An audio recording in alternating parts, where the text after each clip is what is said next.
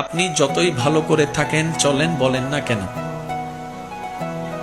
আপনি সমালোচনা থেকে বাঁচতে পারবেন। কিছু সত্য আছে, মানতে না চাইলেও মেনে নিতে হয়, বাস্তব।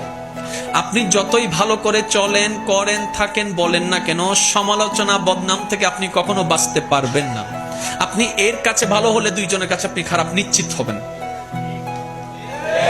সবার সাথে কখনো ভালো থাকা যায় না, পৃথিবীর সবাইকে খুশি করা যায় না, কিন্তু আমরা বোকার মতো সেই মানুষকে বারবার খুশি করার জন্য চেষ্টা করতেই থাকি, অক্লান্ত পরিশ্রম করতে থাকি। শ্রদ্ধার সাথে বলি, মানুষকে নয়, ওই মানুষের রবকে খুশি করার চেষ্টা করা দরকার।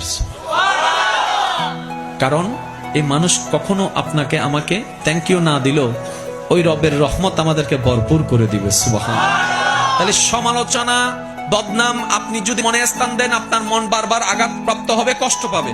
তাহলে যেই জিনিস আমাকে বারবার আঘাত দিবে সেটা আমার রাখার দরকার নাই। সেজন্য সবাইকে শুধু ক্ষমা করতেই থাকবেন।